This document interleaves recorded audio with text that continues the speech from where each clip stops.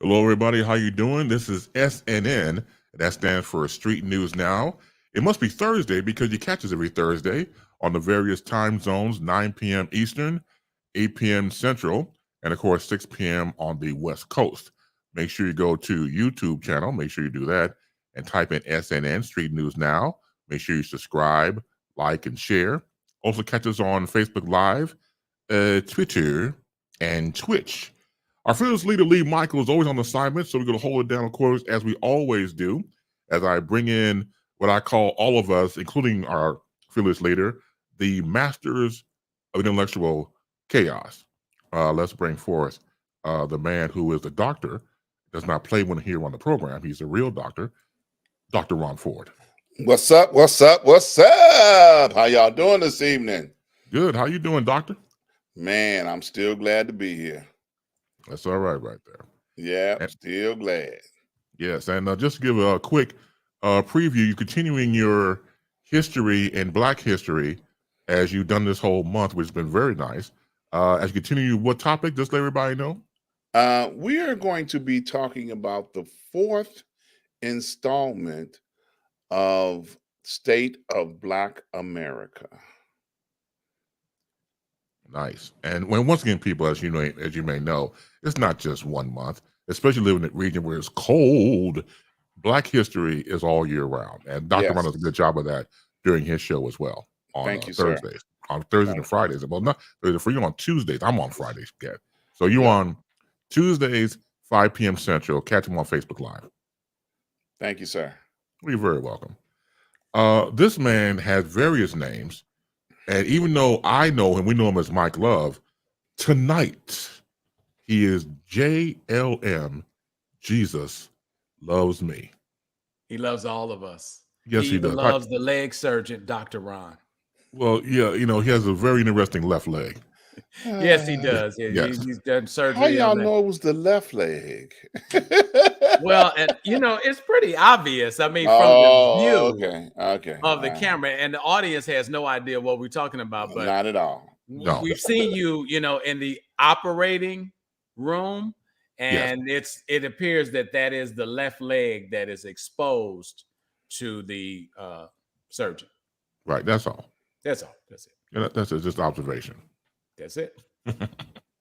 Mike, we have on the docket for this evening. We're going to talk about the WPP, and I'll tell you what that's all about when we get to my segment. That's nice tease. That's nice. Yeah. Likes that. That's all right there. Also bringing in, of course, the other member of our squad, Mr. Buck Wow. What's up, Buck? Hey. You know what? I'm feeling a little... out of focus? Am I out of focus again? Crap, this camera. Those glasses aren't doing you a world of good because you didn't know your ass was out of focus. Yeah, exactly. I couldn't see shit. I thought we put his glasses back on, he'd get clearer. Right, exactly. It's like every time I put it in focus, it goes back out of focus. It's like kind of how his brain bastard. Is, Oh no! Watch out! Hold on, I'm gonna turn the camera off and turn it back on. Watch. All right. I mean, you'll still be able to hear me. Let's see. We can hear you. Yes. Yeah. Mr. Out of focus. Yeah. Oh, there Okay, well, I'll fix that in a minute, if I can. All right. Yeah, your name should be Blurry Wow. But I'm feeling a little bit down. I ain't gonna lie, because of this whole Ukraine invasion thing, and I feel the energy from people around me, sometimes in the world, and right now the world is feeling really apprehensive. What's the word?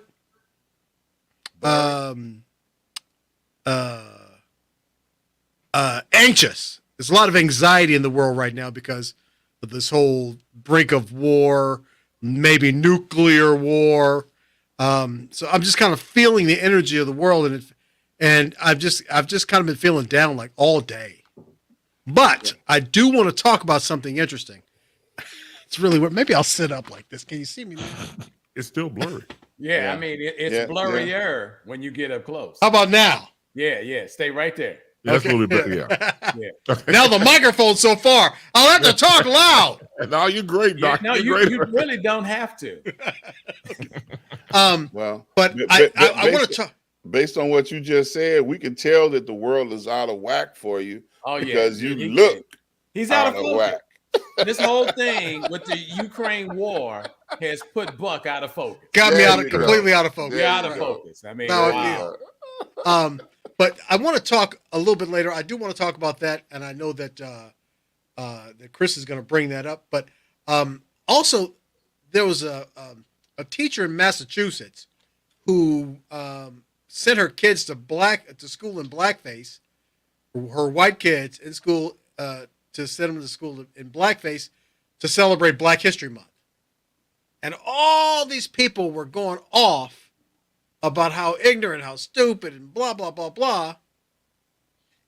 But I have a different opinion, and I want to share that a little bit later on if we have time.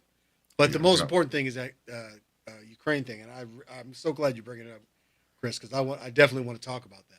Let's bring everybody up to speed. President Biden announced new strong sanctions on Russia and limitations on exports as he condemned President Vladimir Putin's invasion of Ukraine, calling him an aggressor. Ukraine has sustained currently 137 deaths and 316 injured. Roughly 100,000 Ukrainians have been displaced, according to the estimates from the United Nations High Commissioner of Refugees. U.S. security officials fear Kiev will fall in 96 hours and the government will be toppled within a week. Russian forces have seized control of Chernobyl, with videos revealing tanks being parked in front of the reactor. Came fierce battle with conditions of nuclear waste on facilities unknown, Ukraine said. Meanwhile, NATO member Turkey said one of its ships was hit by a bomb near Odessa, underlying fears that the alliance could easily get sucked into a conflict and spark all-out war in Europe. Citizens in Kiev, Ukraine have been rushed to shelters after government warned Russia will soon bomb the city.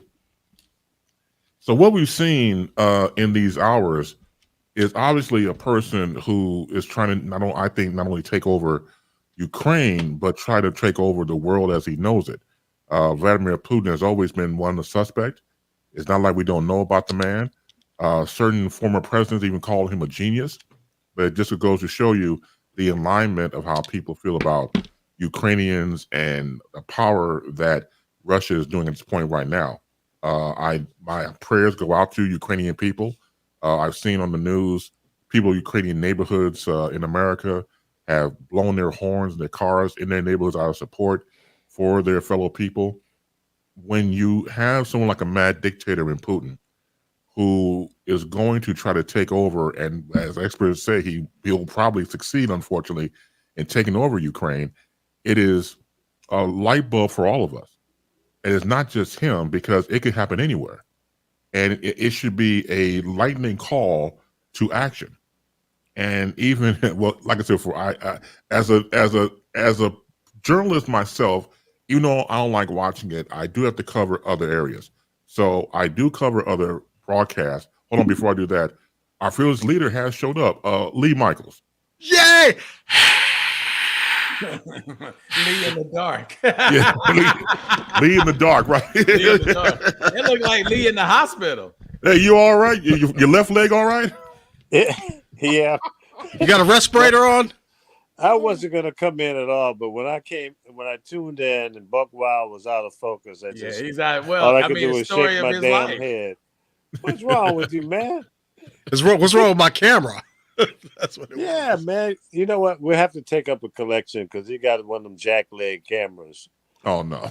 Oh, he's using a 35 millimeter camera. He got, what has he got? Actually, funny you say that. It's a 35 millimeter lens on a DSLR. Okay. Yeah, but what kind of camera is that? It's an old camera. Yeah, you just like Dr. Ron. Y'all got those old relics, caveman cameras. Well, you know, it's my fault. I shouldn't have been using autofocus. I put it on manual focus and it's fine. There you go. Stop Hey, Lee, playing can you around. take that pillow in the back and straighten it out? So, I mean, talking about old relics. I mean, you kind of like. Well, your neck's okay. You probably Yeah, you got an sound old like you. right. No, see, the You look problem like you're in is pain. I'm halfway in the bed because the damn dog is taking up most of the space. I got you. So like I have to like work my way around the dog so I can get on the bed.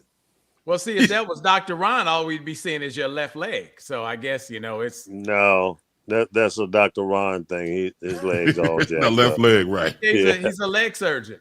Yeah. He needs to operate on his own leg. Yeah. No, he's operating his own leg. Yeah, right. Right. Yeah.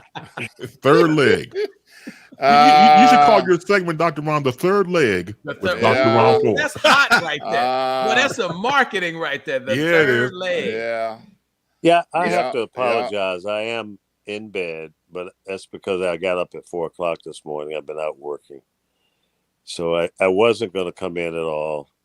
But I know Dr. Ron would be upset if I didn't show up. So yeah, that's true. Heartbroken. It's okay. Dr. Ron's always upset. Don't worry. Yeah. It's one of those things, Lee. We understand that you only have one shift.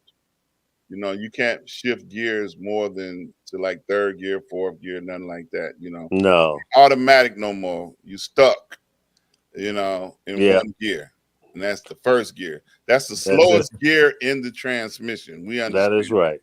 But the strongest. Yeah, he just looks horribly uncomfortable. He waiting on the nurse to come in to fluff his pillow. We know what's really going on. Yeah, get somebody to fluff that pillow or something. When you guys were talking about the whole situation in Ukraine, and it made me think maybe we should change Putin's title to a dictator, spelled D-I-C-K. Oh yeah, I'll go along with that. Yeah, absolutely. Well, I'm sorry. Let me say this. I'm gonna throw it to Lee in the dark because he needs light. So the thing about covering this is that I'm covering Fox News and I'm taking notes, even though I don't want to, but I'm trying to be fair. And of course, knowing what I'm getting into watching it, they're blaming all of this on President Biden. Of course they are. Of course. What I'm gonna say again, it's that type of narrative. OAN, the rest of them, that's what they do. To me, it's no time to be blaming. It's time for action. It's time for assistance, time for help. So when you obviously want to point the blame on somebody else, that energy could go towards trying to help Ukraine or trying to help somebody else or trying to even help ourselves.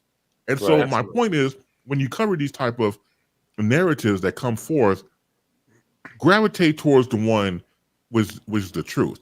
The truth is that we've seen this coming. From the standpoint, remember weeks ago, the tanks were coming into Ukraine and everybody was asking you, what's going on? Oh, nothing. No. We saw this coming. But from the standpoint, now it's here.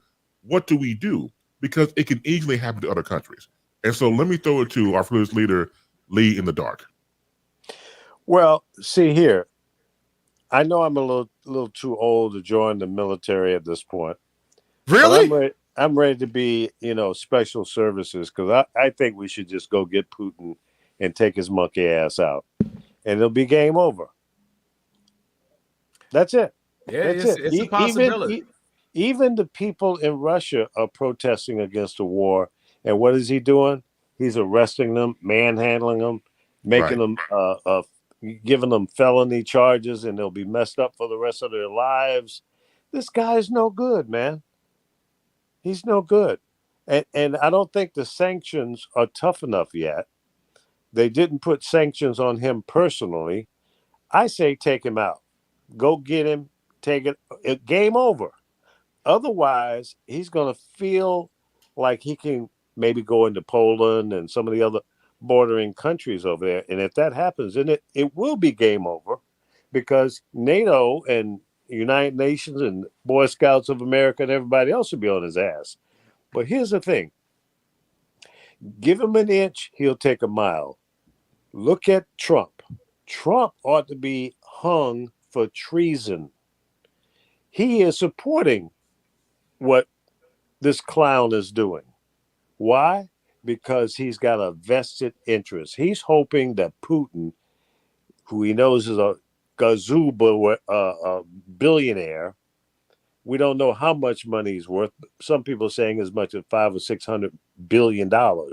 Yeah. He's looking for somebody to bail his punk ass out. That's what Trump is betting on. That's what he's been trying to do from day one with the little mental midget in North Korea, China, Russia, and so on, because he can't get any more money out of anybody in America. All of the banks have walked away from him in America, so he went to foreign funny money. So he's a criminal, just like Putin. But the thing is, he hoodwinked everybody in America and around the world because he ain't that tough. We've allowed him to be that tough. And it's time for America to stand up and put this guy where he needs to be, in jail, along with the rest of his family. Now, Putin will get away with whatever we allow him to get away with.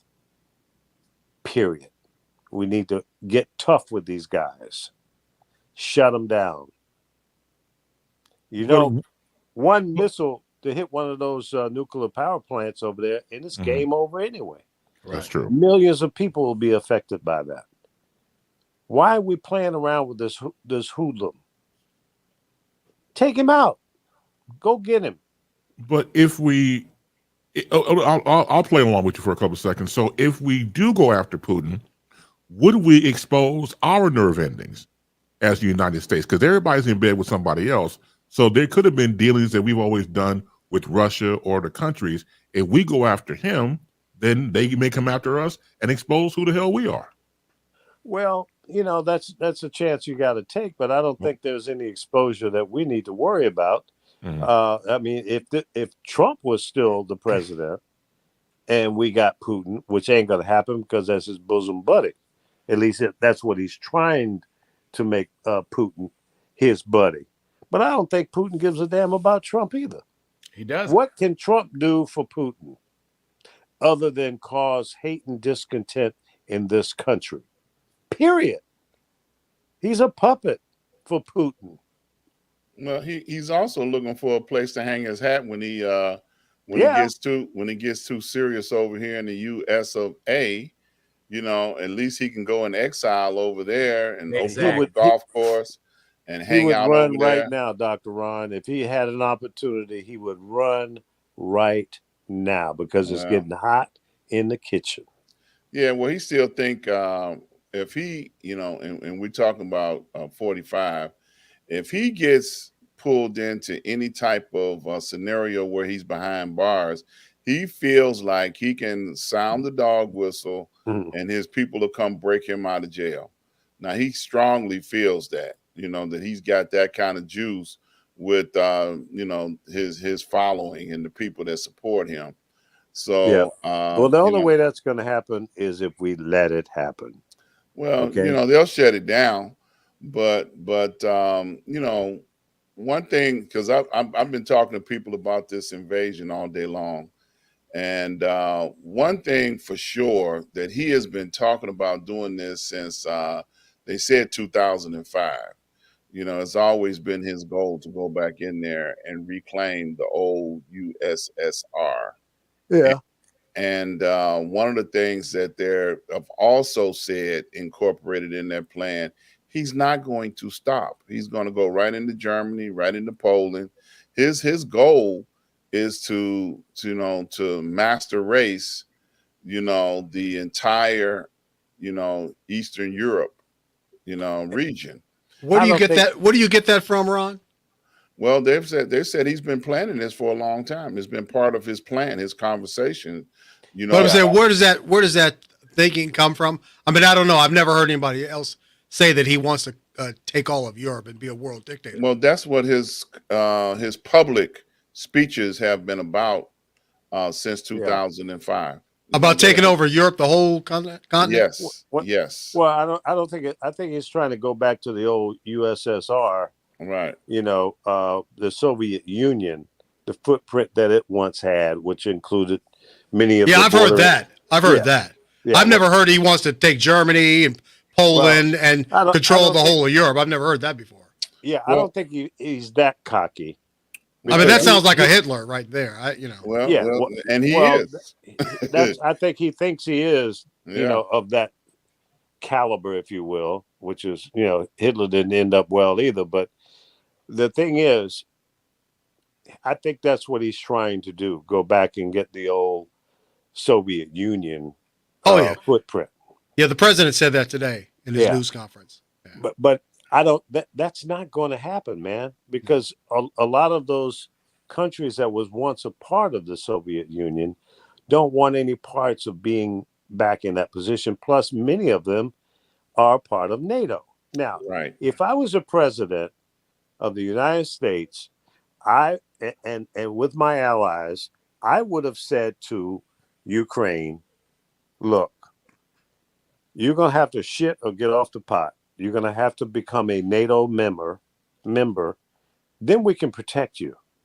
But they're sitting out there by themselves. And that's the problem, because they're not a part of NATO, but they're part of some, like, I can't remember what they call it, but they're not in NATO, but they're being considered for NATO.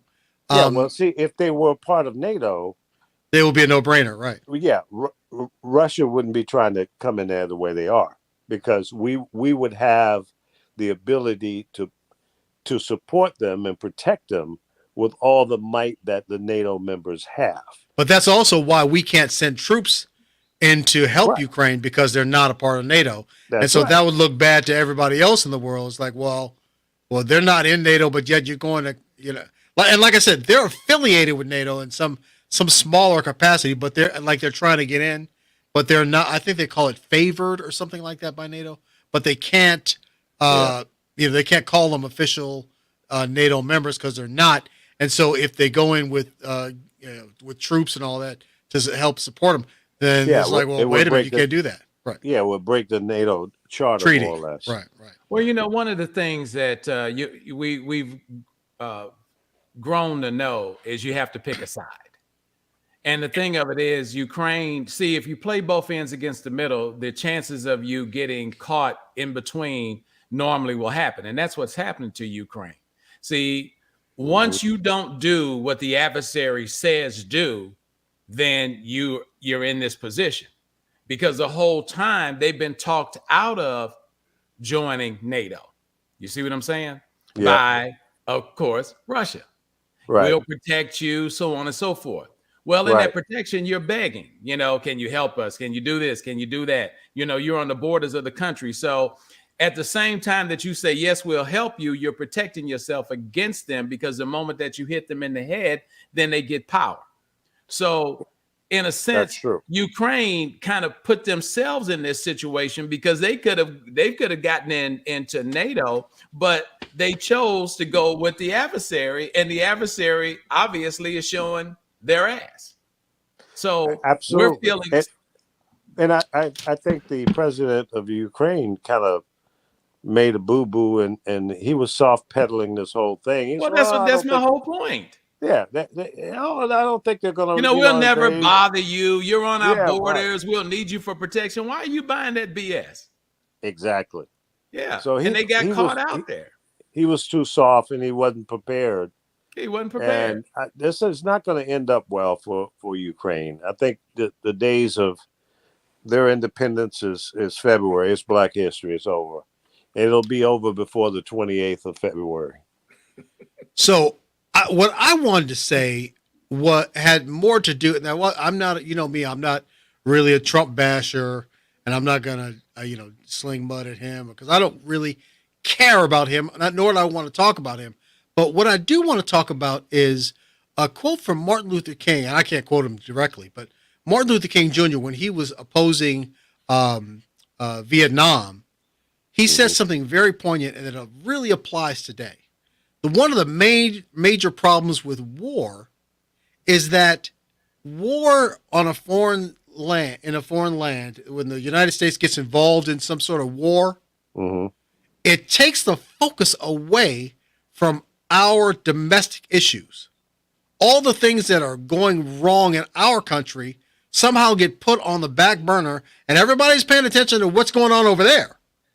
It's a major distraction. Sort of like how when George W. Bush made up the whole thing about Saddam Hussein and got us into that stupid war over in Iraq. That was H. Bush. Yeah, no. Oh yeah, it was H. Bush. Mm-hmm. No. It was it was a second Bush. Remember, he went over there to go because Saddam Hussein had threatened to kill his dad.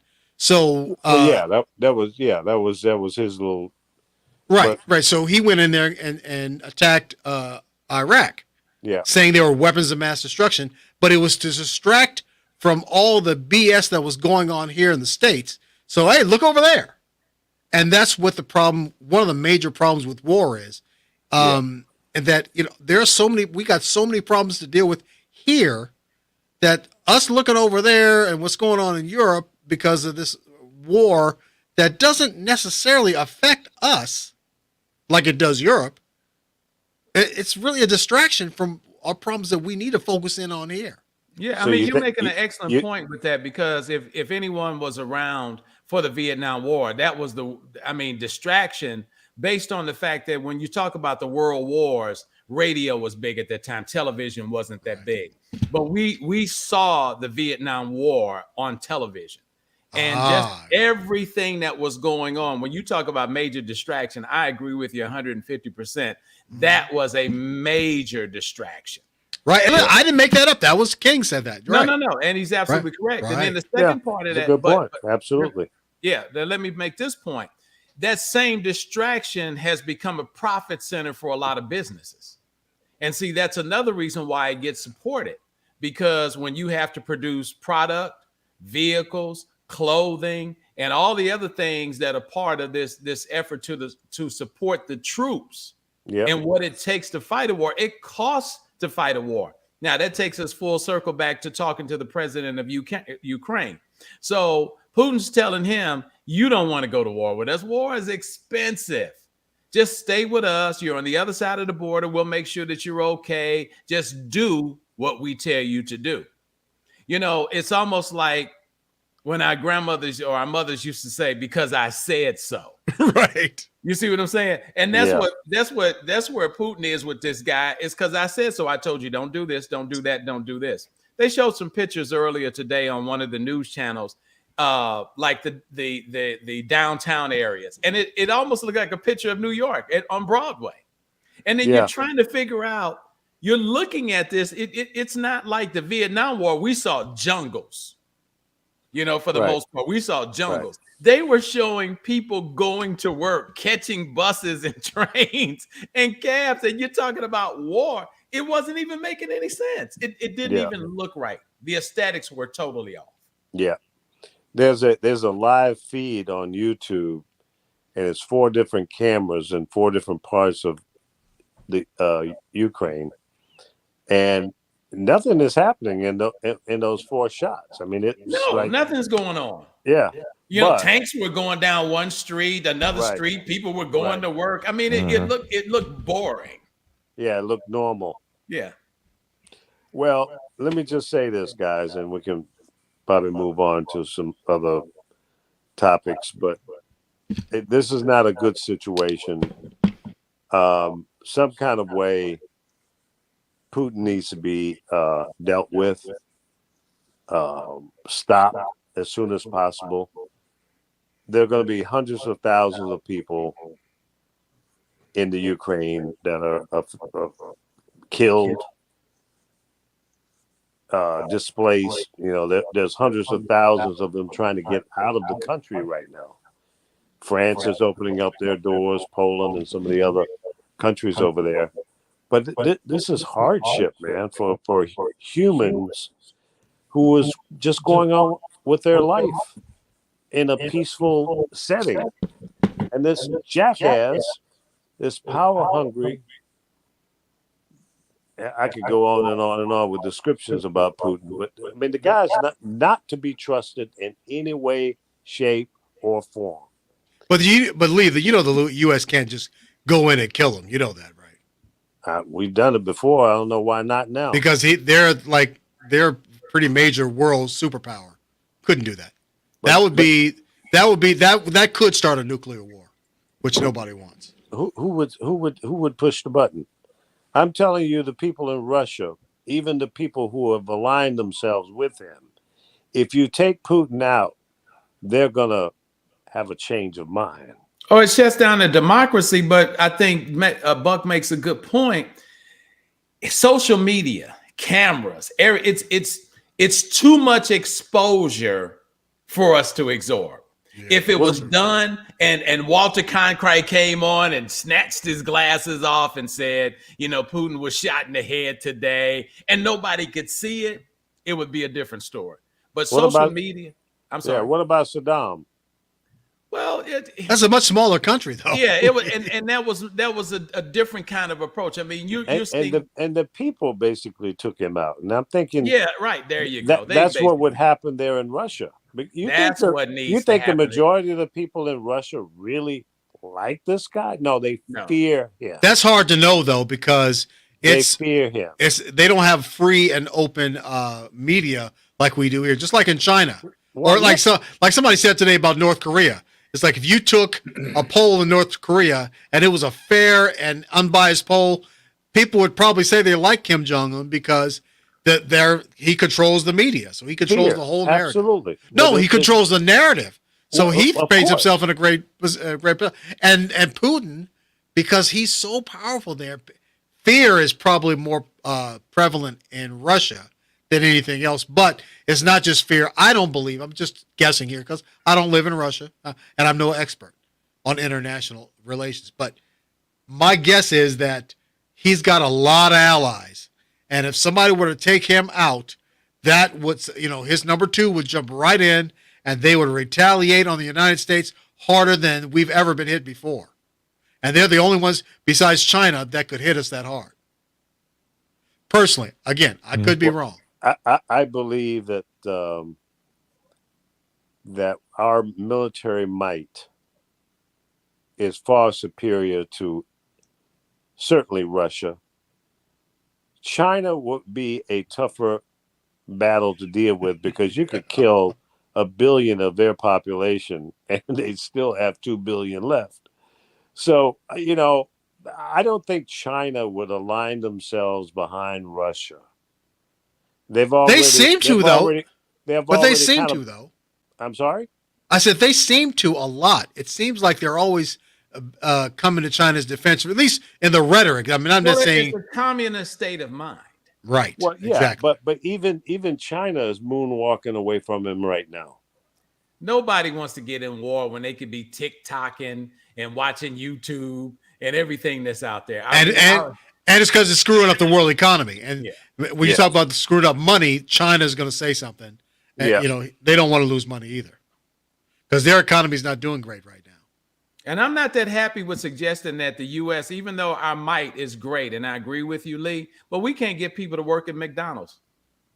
So if we would need people to join our armed forces and get stuff done, we'd have to. The draft would have to come back. Right. I'm not joining. I'm staying at home. People would be trying to fight virtually. Now the draft would have to come back. Right? Yeah. If they could fight virtually, then we'd have, we may have something. But on a cyber war, you have a lot of people. Cyber war, so we may have something, but I don't know about us. That's a good one, Mike. And then also too, one thing. I'm sorry, Chris, but one thing too. Seriously though, Lee, we also shouldn't be wishing anybody to get killed, murdered. I just personally, as a religious belief, I don't believe you should wish anybody murder. Yeah. What about the people that are being killed right now over in the Ukraine by this jackass? I don't wish them to get murdered either. But how are you going to stop it? I'm not the head of the government, so I don't really know, and I don't think the sanctions are going to work. Do you, Chris? What do you think about the sanctions? Well, the thing about the sanctions is that, again, sometimes you have to have another plan. Once again, I don't condone violence. I don't condone death. But if I can take out one person to not have more than 137 dead, had an increase, I got to go with the option of taking out Putin. Yeah. Just to stop the whole thing. But because we're beyond words now. Now we're looking at action. Right. And so action speaks louder than words. I don't condone death. But it does say in the Bible, I'm not a Bible thumper, but an eye for an eye at this point. Actually, it says don't do the eye for an eye. I'm sorry, my bad. I don't want to come off as a heathen. I'm just saying that the thing about it is, if you're gonna punch me in the eye, I'm gonna punch you back harder. So the thing about this whole thing, we do not, and we're gonna see an increase of deaths going past 137. This could happen within the time we're talking about doing this show. That can increase to a higher number, and unfortunately, it will. If we're able to stop the number of deaths in the Ukraine and Ukrainian people, you got to take out the person who's dishing out all these orders. I agree. And before we go to you, Chris, so we can move on with the show, Lee, before you threaten anybody else, could you like sit up in the bed? I mean, it just looks powerless that you're laying down talking about, I should take him out. I mean, it looks like you're about to fall asleep. I'm cool, calm, and collected. I better stay in this position because if I stand up, I might have to go to Russia. Or either to the bathroom. Well, that too. Yeah. Look, I will go there before I go to Russia. Right. Look, one question before we move on. What do you all think about people that are watching how Putin is handling his business on the world stage and are planning within his government to take him out? Yeah. I think some of his military people have already are opposed to what he's doing, but again, they're weak or scared. Scared. Yeah, because they don't know whether or not he'll have somebody poison them while he's. I'm about to say dinner with him. He's mean. Yeah. So, yeah, but they've had governments flip everything. Yeah, they've had governments flip under circumstances like that. Oh yeah. So if you slip the right amount of money to the right amount of people, then they don't care how bad he was, because he'll be a past tense. That's right. Yeah. Makes all the sense in the world. So we're going to continue on as we move into Dr. Ron's continuing expert analysis of critical race theory. I don't know if it's expert, but we're going to pick up where we left off on last week. That was a damn good intro, man. Just because I thought it was, but I was going to agree with you. I didn't know Ron about the expert. I mean, I tried. You know what I'm saying? I'm trying to give love to the brother, Yeah. Expert. Look, I got to compliment. I got to compliment the brothers on both sides of me with the black shirts and the orange cups. Come on, unite, Chris. They're red. Coordinated. Right. This was the box you in. You know what I'm saying? Yeah. Yeah. So, as I've been talking about for most of the month of February, State of Black America, Part 4. We started out talking about, and we demonstrated on last week, some of the issues and the concerns that the March on Washington, D.C. brought up in 1963. There was a list of demands. There was a list of things that they brought to the government that they would like to have seen happen back then. Well, here we are, fast forward to 2022, and we have not accomplished any of those things on that list.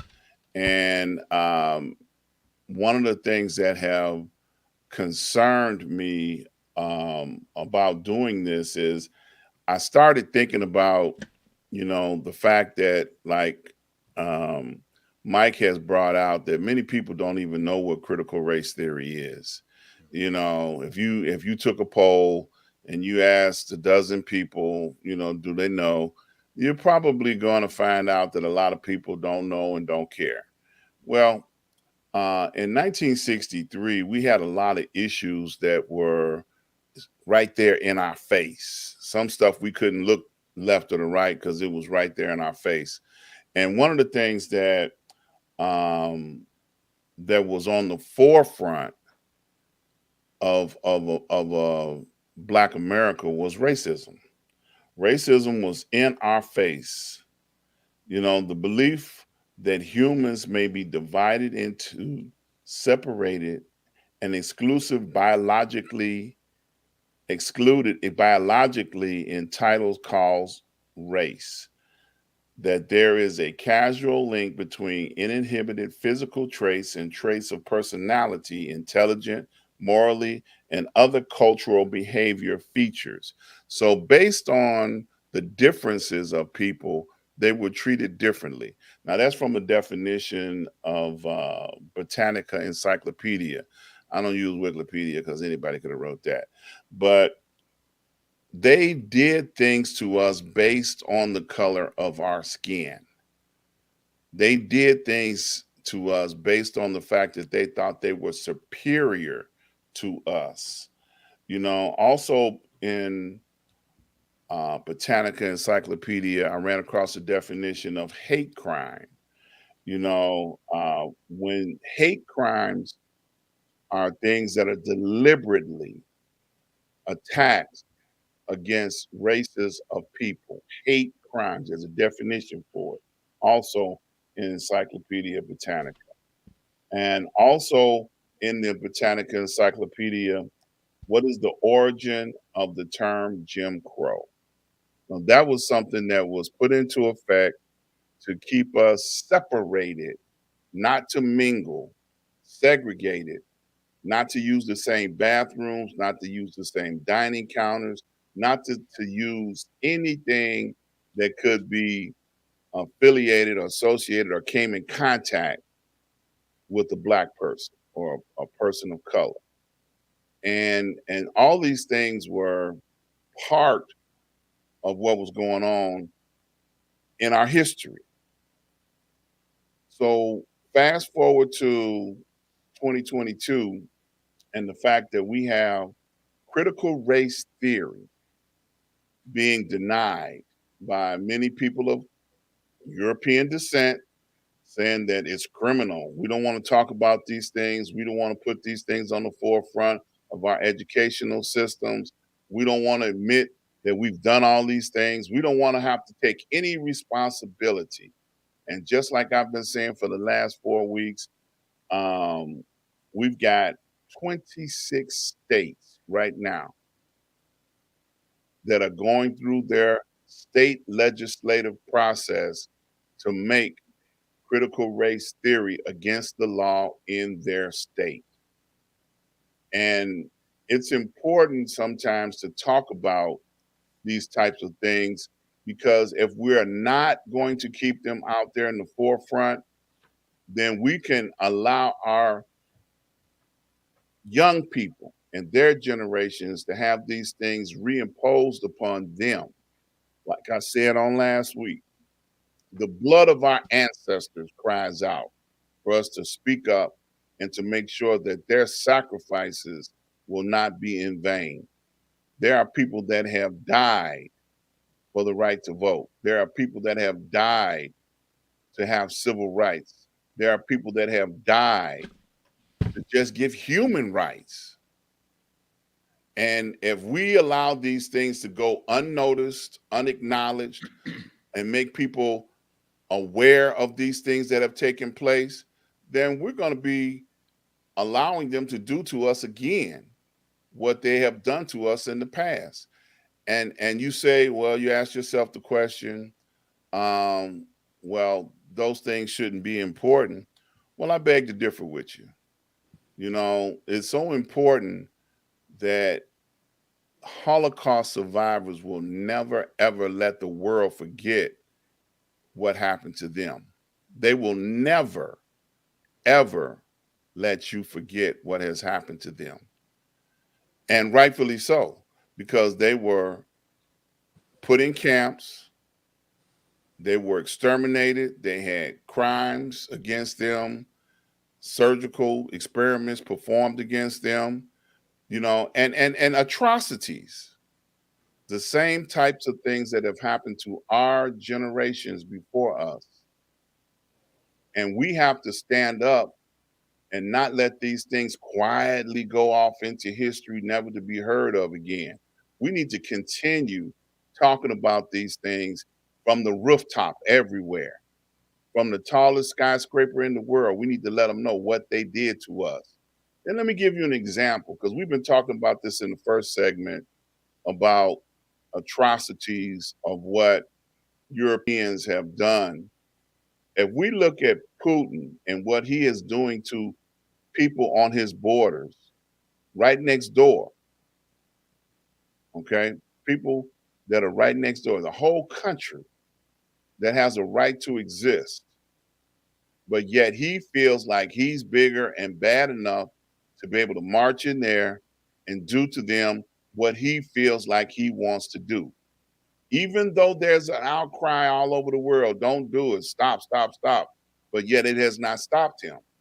So right here in the United States, we have followers of number 45 that would love to see us go back to the good old boy mentality, the Klan mentality, the Nazi mentality, and put us back in those type of situations that we were once in.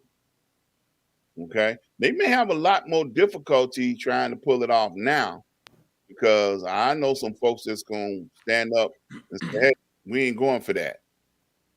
But we cannot forget what they did to us, and neither can we allow them to forget what they have done to us. And you know, I've looked at news reports and articles over the last couple of weeks on how they have declared. Now, these are the 45 followers. They have declared that critical race theory is criminal to talk about. We should not allow our children to know what their ancestors had done to our ancestors. So I'm not going to let it go away. You know, I'm going to keep talking about it because I hear the blood of our ancestors crying out. I hear the blood. I hear the burden, and take on the responsibility to bring forth, this is what you did to us. And you need to take accountability and responsibility. Mm-hmm. Can I say, when we're talking about critical race theory, do we talk to the NBA players and the NFL players that are randomly getting women pregnant and not being fathers in the home? Or are we thinking about the struggle that's amongst ourselves that we want somebody else to take the responsibility? I don't know K through 12 how responsible that really is to talk about it. I'm not saying that we shouldn't talk about it. But at the same time, and you and I, Ron, have talked about this several times when we're in the green room, in reference to all of this concern, which is, and I don't blame you. I mean, we shouldn't stop the conversation, but this has to start at home. See, Agreed. I agree. yeah, it has to 100%. start at home. Absolutely. And all of us are used to getting our information from home. But there's a whole new genre of African Americans and the population at large that, yeah, we need to have critical race theory, but if it doesn't start at home, it doesn't need to start on a football field or on the lives of people who are athletes, who are considered stars in our community. There's a young man in the NBA who fathered a child with a very popular white family. And he just fathered another child outside of that relationship that's going to cost him $40,000 a month in child support. We have another personality, television personality, that's on every day that I know and care for dearly, that has 8 different children by 8 different women. See, we got issues without taking away from what you're saying, Ron, because everything that you're saying is true. The conversation cannot be shut down. I'm with you 185%. But the conversation has to start at home. And we don't have homes to start these conversations. Can I address that? True. Sure. True. I had a conversation with a gentleman earlier this week, and one of the things that he brought to my attention was that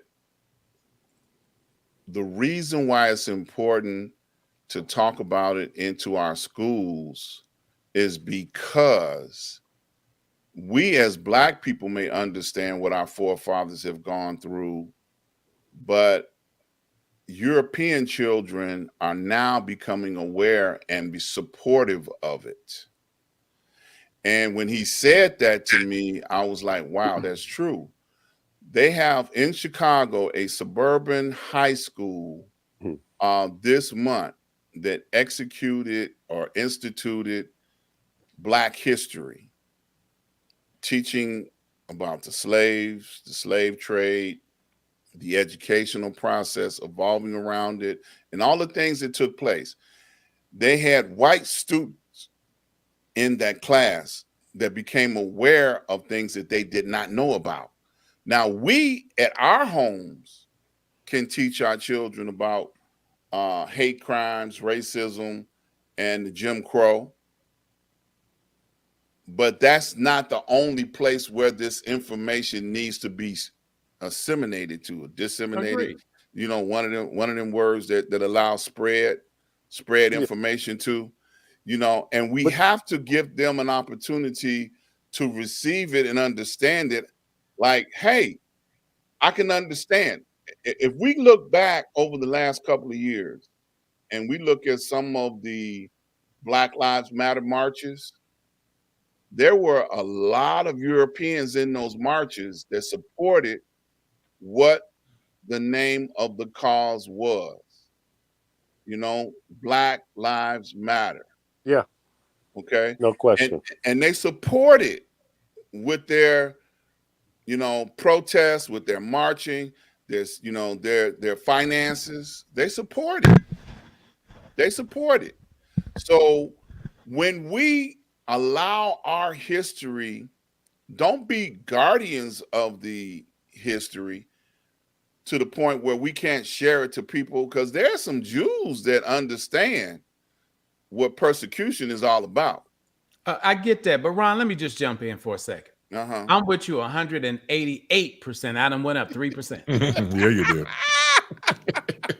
I done went up 3. You talk me up 3 more percent. Three higher points, right? 3 higher points. Okay, that's the kind of influence you have over me, because you know I tell you all the time I love you so much. I love you too, my brother. Yeah. So who's going to teach critical race theory if it's in the school? Do we have certified teachers? Is there a certification? I mean, are we going to let anybody just teach it? And when I say anybody, I'm more than sure that it's got to come from a teacher. But then who are we trusting with our history? But it's not in the schools. So where is it going to? They're talking about it in the school. No, they're not. It's not in the schools. That's what makes this whole thing stupid, is because they're talking about a graduate level, not even undergraduate. First 4 years, is not graduate. No, I'm saying critical race theory is a graduate level for people in graduate school. Right. So it's like it's not being taught in K through 12. But that's what they're asking for. That's what they're asking for. So I'm saying, who's asking for what? I don't understand. In the whole process of having critical race theory taught in the schools, some of the challenges are: should it be from K through 12? Should it be from 5th? But it's not going to be. It's never going to be, because it's a graduate level. Kids they wouldn't understand it. But all levels of history can be brought down to the aptitude level of whatever grade that it needs to be taught in, because that's not a difficult thing to do. So what you're talking about, that you may have noticed that it was exposure in a graduate or a college level experience, but there's also things that can be taught. Grammar school kids know about Martin Luther King. That's Black history. Do we understand what he fought for? That's the part that they're leaving out of the conversation. Are they talking about the march? And are they talking about, the speeches? Are they talking about the 1963 demands that was issued to the government at that time?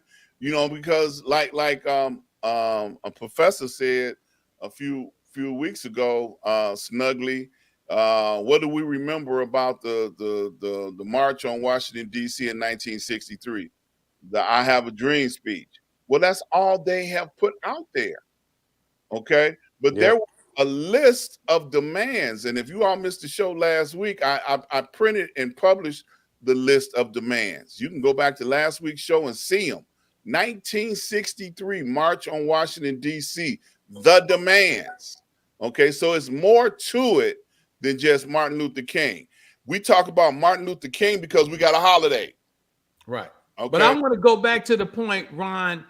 So Sammy, so Buck and I can be on the same page. When you talk about in the schools, he's absolutely right. It's a graduate program, but they're talking about not passing them in these states because they're saying you're talking about putting them K through 12.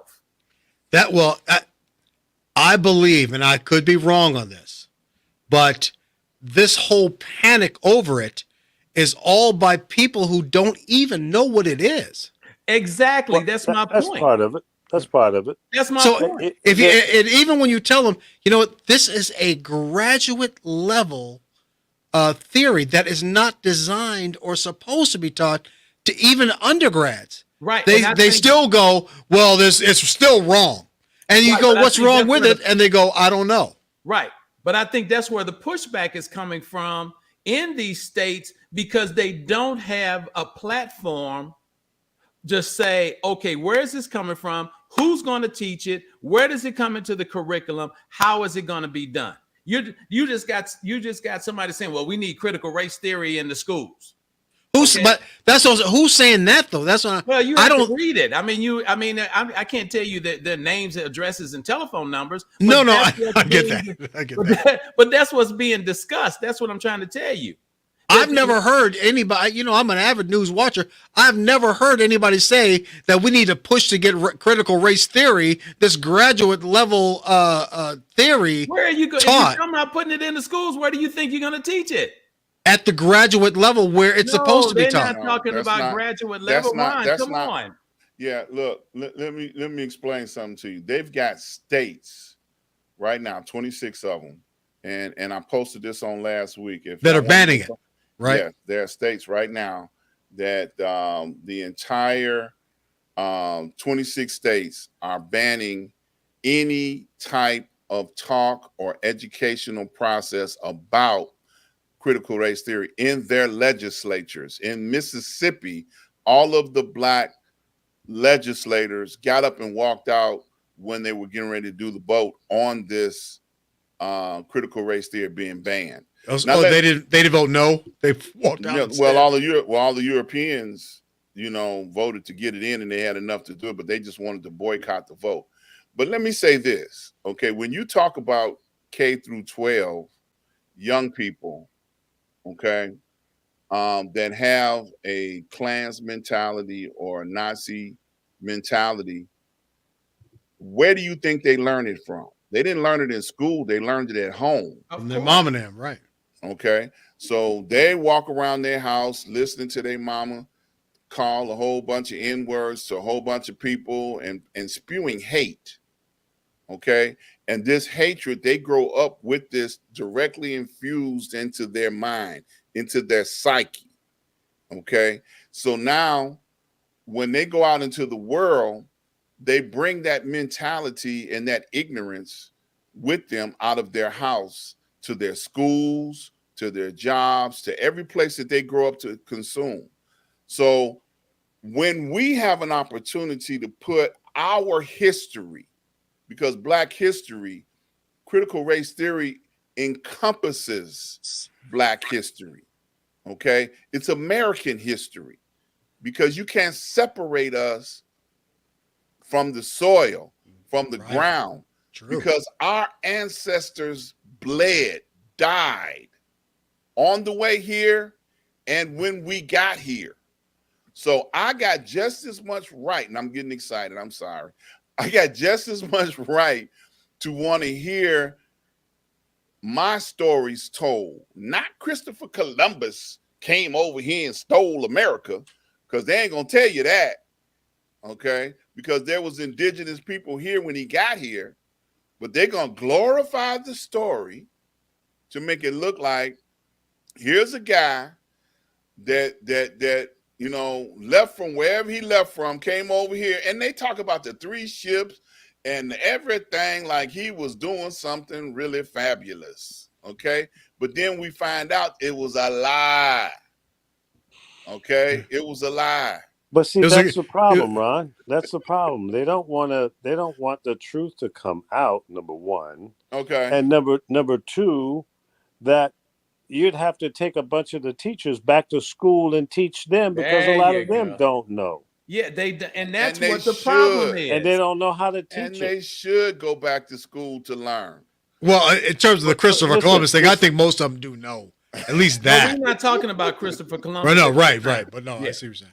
Yeah. No, I'm talking the other side of the story has never been told in the public schools. Right. Okay. So you're asking them to step up their game and the truth or the whole story, and they don't want to do that because it'll make them look bad, number one. I was just going to say that, yeah. And make them feel fighting. And they don't want to feel bad. And, you hear white people say that all the time. I don't want my kids to be made to feel bad because they're white. That's right. They're not equipped to tell their story. It's not about that, though. That's again, fear is a mother. Fear.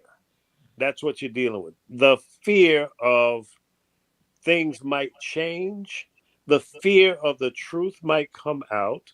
The fear of it makes me feel uncomfortable. But listen, it's more than just critical race theory missing from our educational process. They don't teach civics anymore. Right. Why do you think there's so many people that don't understand the voting process? It's not taught in school anymore. When I came along, there was a civics class. Mm-hmm. And my kids, that's a good question. I'm going to go back. My youngest is 33 years old. I'm going to ask Corey if they taught him civics in school. I know he knows it because I talked about it enough around him. So I know he's aware of the process, but I don't know if they taught it in school. I'm going to ask him that tonight when we get off the air. Exactly. You know what's interesting, because listening to everybody reminds me of an episode of Good Times. So Michael is about to move in at the college dorm with a white female student. And the white parents come to the ghetto to meet Florida and the family to just, get everything together. So they're white liberal parents, and they're saying how cool it is. And then they're trying to talk jive. Hey, what's up, mama? All that type of shit. So during the scene, the mother says to Florida, I want to take this time right now to apologize for what we did to Kunta Kinte. Oh, no. So you look at white flight and fear, and then they really want Michael as protection for their white daughter, which is the reason why they were all cool with it.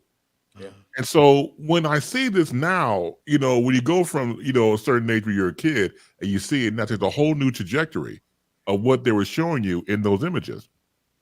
I'm blessed to have a mother who was a principal and teacher. So when she was a teacher, she would take all of her studies and bring it back home to my sister and me.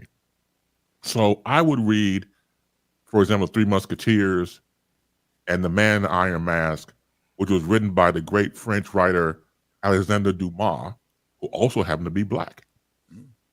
Oh, wow. I didn't know and then that. it phased into, when I got to college, my college professor, Professor Greg Graham, told us a story about the meaning behind the word picnic.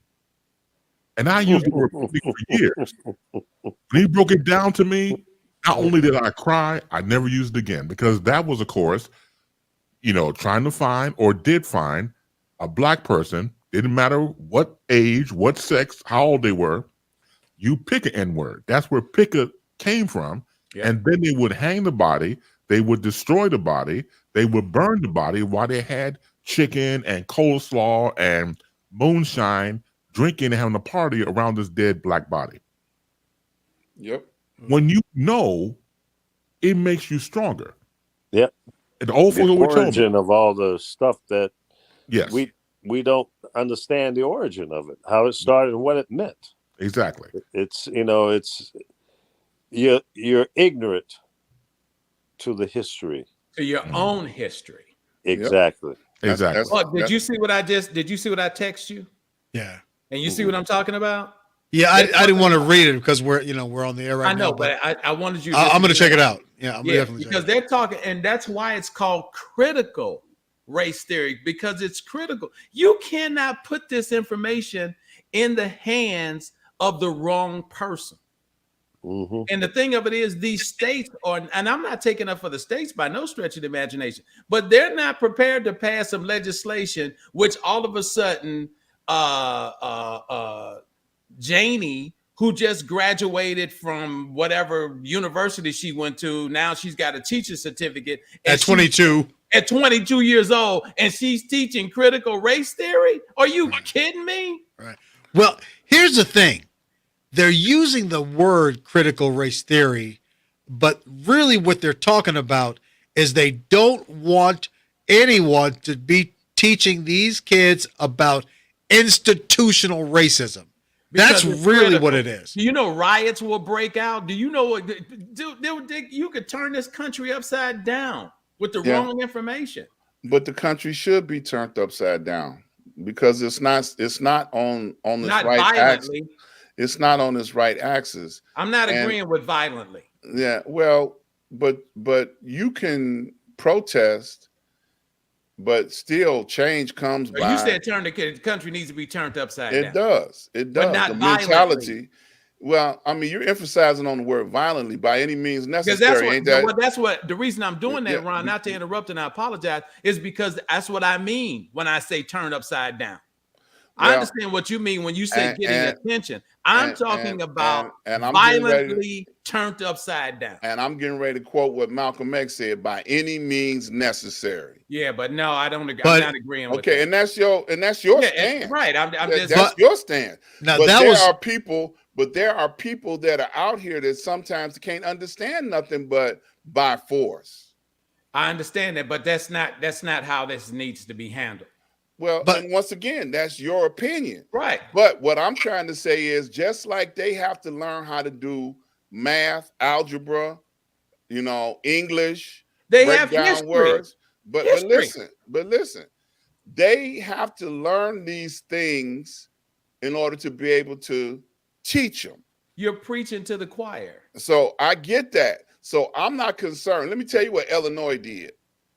Illinois legislature went to the Board of Education and instructed them to teach Black history in Illinois. They should. It is part of their curriculum. Right. They have to teach it. They should. So now they have to find a way to teach it so that it is on every grade level, just like they used to teach civics and U.S. history about the Constitution and all those other things. It is a part of the curriculum. So the curriculum can be adjusted based on the powers to be, the legislatures of each state can instruct the appropriate people to teach things on the grade level that it need to be taught on. Now you're talking my language. Okay. There you go. Now let's dig into that.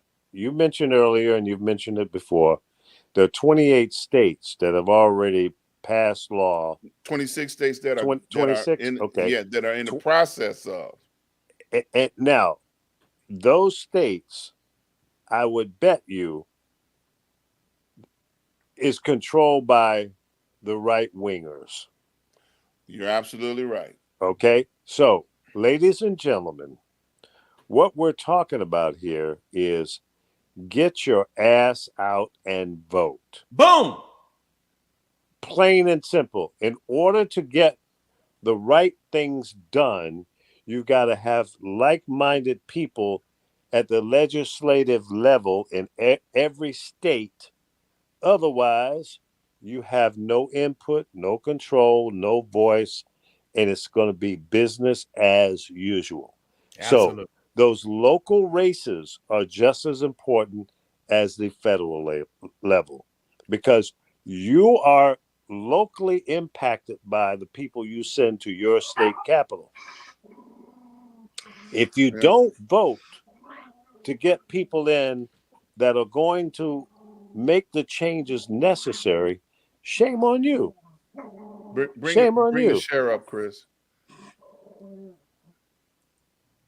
This is the list of states that are moving: Georgia, Alabama, Kentucky, Louisiana, Michigan, Montana, Ohio, Pennsylvania, South Carolina, Texas, Utah. These are the states that are moving through their state legislature. A lot of them in the South. Huh? Okay, these are the states that have done it already. Arkansas, Florida, Iowa, Idaho, New Hampshire, Oklahoma, Tennessee. They've already done it. They've already banned it in 2022. And most of those that have already done it are red states. Yes. Not New, so New Hampshire surprises me. They're very liberal in New Hampshire. I'm surprised by that too. But let's look at who controls the legislature in New Hampshire. Maybe, I think it's Democrats. I don't think it's Republicans. Well, they're a very liberal state. Just because it's up north doesn't. Or maybe it's Vermont. I could be wrong. Yeah, just because a couple of states are up north doesn't mean that their thinking is on the right side, because there were slaves up north too at one time. Exactly. But I think the part of the decision-making process is on the key of the word critical. It is critical. It's nothing to play with. That when you go into this ain't Abraham Lincoln. I mean, this ain't George Washington cutting down a cherry tree. This is serious information that's going to bring a broad-minded amount of questions to people who have to be able to answer all sides from an historical part. You can't have anybody. I'm sorry. I'll tell Chris take it down. Thank you, Chris. Yeah. You can't have anybody playing with this. I would like to see a certification of some sort for somebody to teach this. I wouldn't trust this in the hands of some black folks. And I know this may make you mad, but you got to really understand it. The best thing for the people who watch us every Thursday night, the 5 or 6 of us are all dear and best friends. So sometimes you'll see us going after each other, and we'll have opposing opinions, but we all are students of the game of communicating. So we know what we're doing when we're putting information out there, when we're asking each other critical questions, because the reason that Lee Michaels put us together is because that's a good point, Linda. Linda said, could critical simply just mean important? That's exactly what it means. And you can't take something like that. And Ron has said it all the time. You can't take something like that and play with it. If you don't know what the hell you're talking about, you don't have no business talking about it at all, because prejudice and racism, oh my God, that was nothing to play with. You cannot play with that. Right. But I think, I'm sorry, I just want to say about critical real quick, Ron. I'm sorry to cut you off. But critical means that you're not looking at it from a broad sense. You're breaking it down. And I think that's where the word critical comes from. You're not just looking at Black history. You're looking at the whys of Black history. Yes. And that's where I think the word critical comes in play. I'm sorry. Go ahead, Ron. Yeah, no, I was just going to say that many of us have lived through some of these things, because I was alive in 1963, and I was able to see the struggle. I saw what happened to the entire country when Martin Luther King was assassinated. I saw what happened when Malcolm X was assassinated. I saw these things. So, the further you get away from those timelines and events, they begin to lose their importance or their concentration of importance to the Black community. Okay? Because we're far removed from it now. We're 2022. They're doing documentaries on what really happened on Malcolm X, and how people went to jail. you know, that didn't have nothing to do with the assassination. But and then they're releasing information on the FBI files on so many historical Black people like Billie Holiday, you know, Martin Luther King. You know, if we don't see a documentary, you know, on what's going on in 2020, anything, you know, then people won't even know who these folks are. Okay. And at the same time, though, you got to be concerned about who produced the documentary, because again, the narrative can be scaled in a way that doesn't really tell the full story as well. And that's the whole thing about. But guess what? To be teaching it. But guess what? All right, and I'm gonna say this, and I'm gonna throw it back because I ain't gonna never stop preaching about this because it's too important. But if you start the conversation to try and find out if that's what they're willing to say in this movie or this documentary, what really went on, now you begin to plant a seed in someone that can grow and take root and become something of a bigger information channel than without the documentary. Because if you talk to somebody and they ask you the question, well, who was Malcolm X? Okay, then they need to go look at Malcolm X, the movie with Denzel. That's a start. The hell out of Malcolm. But that's a start. But you understand what I'm saying? That's a start. And it was done by one of us, Spike Lee, like you said. He put that movie together with the help of the Black community that was in power to help complete this historical event that was powerful. So it's a start. And we can't let the conversation die until the next movie. Right. You know? But, you know, here's another part that you kind of open the door for, too. Because you keep mentioning by any means necessary. Yes. Now, that photo of him looking out of his window, he thought the enemy, which he was to a certain degree, were white Americans. Yep. But he also had problems from his own folks. Yep. In Nation the of Islam. That's right. So that's where, once again, critical, meaning important, comes in, because you can't let that slip by. Right.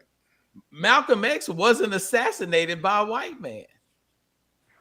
And that's kind of hard to digest. But and it's like the you story said, behind when that too. you look at, start the mind to looking into it. Right. To find out the story. Well, they were being manipulated. They were bugging them. They were putting things in there out there. FBI, the government. FBI, the whole 9 yards. The That's government. why it's so critical, because you can't let any of this information slip by without really understanding its roots and how it's affected us on both sides of the coin. Yep. You know, that's like when you release the files, the FBI files that they had on Dr. Martin Luther King. Okay. Y'all remember when they came to that? And the only thing that they can really say about that man, he had a side piece. Right. You know, everything else he did was genuine and real, but he did have a side piece. Yeah, but now, they want to break him down. Right. They want to in his own community. Down. Right. You know, you're supposed to be a reverend, and you getting hooked up on the side. I mean, we will always be under attack as a race. Right. That's never going to go because he was too big of a role model and a person for us. You know, and that was one of the things that they thought was going to tear us down on how we viewed him and how we felt about him. And I'm done for this week. I'm sorry, Chris. Go ahead on, man. Take it away. No. It's a great conversation to have, because once again, as you all know, you never know who's watching this program, and you never know who's going to listen to it or watch it or make somebody think. So the fact that we do this program every Thursday, 9 p.m. Eastern, 8 p.m. Central, 6 p.m. on the West Coast.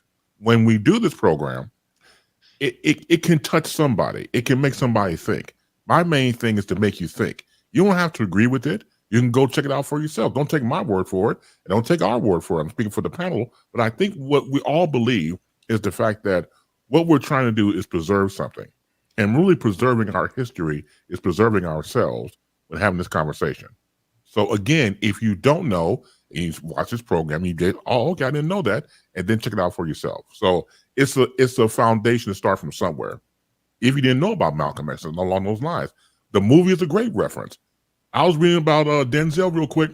Denzel, the year before he started the film, stopped eating pork to align himself with the Muslim theory. Mm-hmm. That's how deep he got into the role. So again, we got to start from somewhere. Once again, great stuff. As we face into our next brother, even though he says up there, and I agree with him wholeheartedly, Jesus loves me, he's also known as Mike Love. Thank you so much. Jesus loves us all, and we are the righteousness of Father God in Christ Jesus. And that's why we all have the blessings that we have. Sometimes we recognize them and sometimes we don't. But God is in the blessing business. So you never have to worry about being without cover as long as you believe. And that's the truth, Ruth. I want to talk a little bit about the WPPs.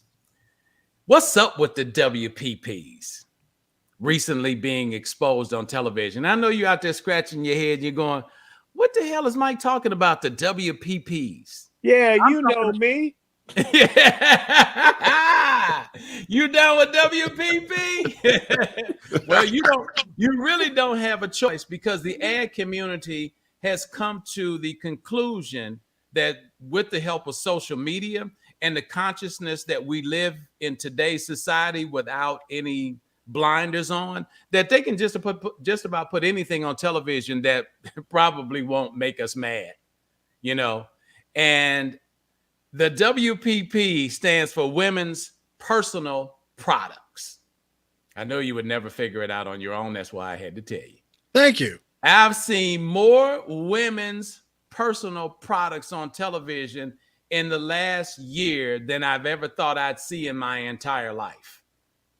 Now that the United States is getting used to seeing women in their undies all day on television, what's going to be next? That's really my concern. Are we living in a primitive society that maybe some things just need to be what they are? Or are we just at the point where let's let it all hang out? I'm not sure about that. Well, it appears that the personal hygiene sprays are one of the top selling products out there. There's a spray out there for basically for women called Lumi.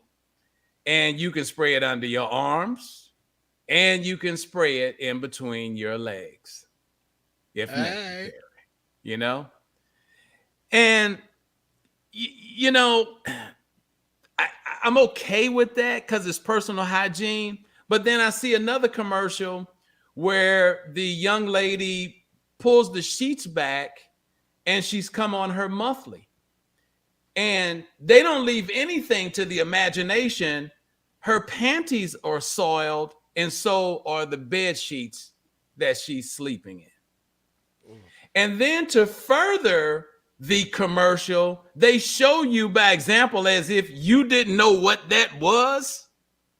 They take red dye and put it in a cup, and then they pour this red dye down the seam of the panties to show you that the panties are absorbing the spill.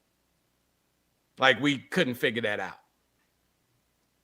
I mean, I haven't seen so many commercials with women running around in their underwear in my entire life, and I'll be 65 years old in July of this year.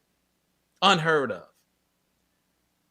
Is it public consumption that we really need to worry about whether there's a bra that will make women feel better because it doesn't have that steel or aluminum rod in it that gives them the firmness that they need? And obviously they've been in pain for decades, if not centuries, or however long bras have been in existence. But there's no other place that you can show these. There's no other pipeline for women that stained underwear or these brackets in the bras or these sprays that will, make the scent coming from the mid part of your body more pleasurable, that they can be communicated with. The wireless bras is what I'm talking about. I think my grandmother would turn over in her grave if she saw most of this stuff out here. It's not that it's bad. I'm just wondering, is there a level of desperation by these product companies that they have to go to this level to sell their products? Yeah. Maybe so. Is it desperation, or is it just what's acceptable on TV now? It always gets more. It always gets more liberal. It's not about being liberal or conservative. It's about making money, and the media is a way to advertise and present the products and services that people will buy. Well, when I say liberal, meaning that more is allowed. Right. Okay. But the acceptable. Same thing about erectile dysfunction. Yeah.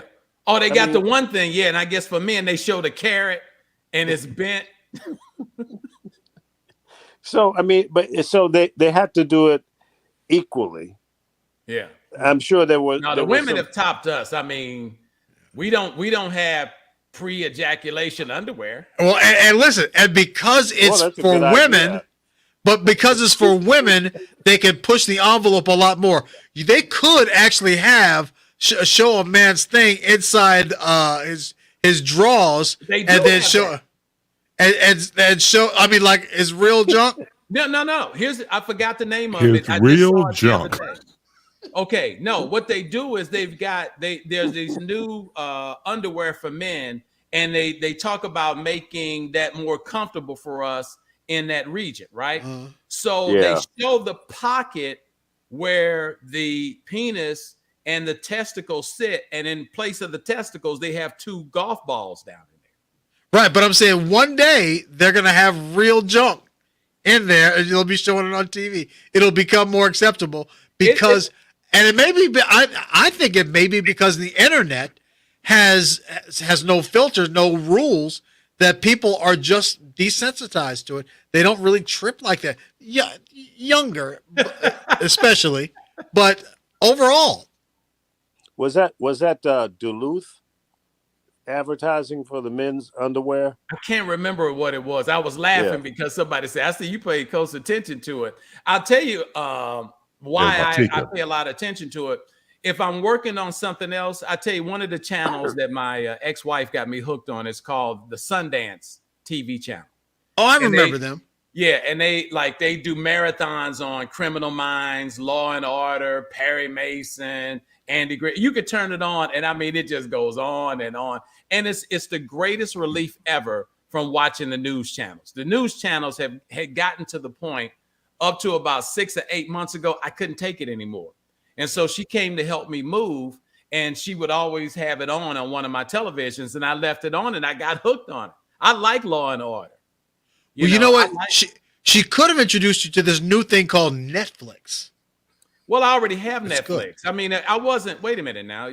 Come on now. I'm just playing. Yeah, because I'm saying now, Sammy. I mean, Buck. You got to know that I already know about Netflix and all the other channels. I got DirecTV to stream. I'm paying too much for cable now because I got everything, every app. You still have cable. That's what's crazy. Cable, now I'm referencing it. Yeah, well, I do. Yeah. So the thing of it is, but not cable in the sense of cable, but DirecTV coming. You know what I'm talking about. Stop getting me off message. Basically what I'm saying is that these channels and what they do that's different is they don't run 60-second spots. All of their spots are only 15 seconds. So they may run 5 15-second spots. Right. They're quick. I hate that though. But here's going back to, and what Lee was trying to help allude to in what I was saying, is the advertising community, because they study research and marketing, they know exactly where the women are. That's why it's being done. They know exactly where the women are. Yeah. You know, the biggest thing, when Amy Schumer and Monique were at differences over what they were going to make from Netflix, at the time, basically what Netflix came out and said, the reason you're making less money, Monique, than Amy Schumer is because when a when a white person comes into this channel, because 80% of their U.S. audience subscribers. Well, that now audience, I meant their programs. That's what I was trying to say. 80% of their programming is white based. Right. Okay. So when somebody comes to watch the Amy Schumer comedy show, they're subject to stay and watch 3 more shows. At that time, Netflix only had maybe 3-4 black shows on. So basically, you come to see Monique and then you're out. So one person makes $600,000 for airing their comedy show, and the other one makes $1 million or 1.6. And it wasn't fair. I was down with where Monique was coming from, but what they were saying was true because I come out of network, and it's all about the numbers. And it's the same thing that we're talking about to go back to the WPPs. It's all about the numbers. They're not doing this because some guy's sitting behind his desk getting off and he said, hey, what if we put women's panties on there and they're soiled? It's not about that. They got the numbers to support anything you see on television. If you see an abundance of it, there's some numbers that says there's some revenue that can be made from that. Absolutely. So go ahead. But what I was saying, though, about what's becoming more and more acceptable for TV is true. One day I was watching this, it was probably about 5 years ago. I was watching this show on Netflix, and I watched the whole series. There was like 3 seasons, and I watched the whole thing. It was very female oriented, but it was so raunchy. I couldn't believe it. I couldn't believe some of the things that they were saying. And turns out it wasn't an Netflix original. Guess where it was originating from? Where? In Europe. Lifetime. From Lifetime. Oh my God. Don't even mention. Lifetime has gone almost African-American crazy. This wasn't a black show either. This was just a woman show. It was called Unreal. It was about a fake reality show. Right. But they did have the first black bachelor on there. It was a takeoff on The Bachelor. They had the first one, but it was before the real one. But I mean, the stuff that they would show and say, I just assumed it was Netflix, not a big deal. But when I read up on it and it said a Lifetime show, I was like, well, what the hell is Lifetime doing? And I figured out because it's women. It's women oriented, man. They can get away with it because women don't complain about stuff that's geared towards them. Women spend money. But I'm saying also, remember this, and we all know this from doing radio, is that the people who complain about everything on the radio are usually old women. Women in general, but older women especially. But what are they always complaining about? Stuff that's not really geared towards them. Right. Hip-hop, the lyrics, cursing, whatever, anything raunchy that's being done by a man. Because Wendy Williams could get on there on the radio, and remember when she was on in New York, she used to do all kinds of crazy stuff that I could never get away with because I'm a guy. But they love them some Wendy because she was a woman, and a woman can get away. And I used to tell women this all the time. You're on the radio, you can get away with a lot more than a man can. My co-host, my female co-host, I tell them all the time, listen, you've got to say this. I can't say it. You say it because you can get away with it. People will get mad at you and complain. It'll be but if I say it better, right. If I say it, then I'll be, they'll complain about it. But I think that's one of the reasons why. But Mike, you bring up a good topic here. But if you go around the world and look at advertising, especially over in Europe, they've been doing stuff that we would consider risque or would never get played here. Yeah, for a long time. They were doing that stuff years ago. They'll show nipples. They'll show nipples. Wow. Oh, yeah. But they don't show the violence. But they don't show the violence, though. That's the good thing about it. And Canada is the same way. They won't show the nipples in Canada, but they definitely don't show the violence. When you see Canadian TV shows, they cut all the violence out. America's the one who's into this really violent television. And you know what I have to remind myself of when I watch some of this violent stuff, which I fast forward through a lot of the violent parts. It's fake. I have to remind myself of this. Right. This stuff is fake, and people are not really getting shot and killed point blank. I'm telling you, it's crazy. Well, the thing of it is, like I said, I think the numbers are driving all these different shows. And one of the things is that we're finding out is that African-American women have a lot more power than they give themselves. That's true. They are spending money at a high level, and they're being chased at a high level by all of these TV networks and radio networks who want to get their business. Lifetime has changed. Remember, 5 or 10 years ago, all Lifetime was the white man that killed his wife, hid the children. It was that same old thing. Now they showed the Janet Jackson special.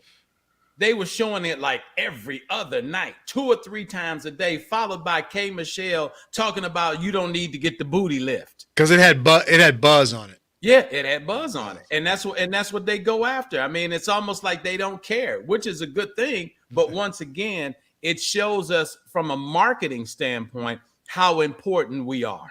They went VH1. Yeah, pretty much. They went VH1. Yeah, it was crazy. What's also interesting. I'm sorry, you go ahead, Doc. I'll come after you.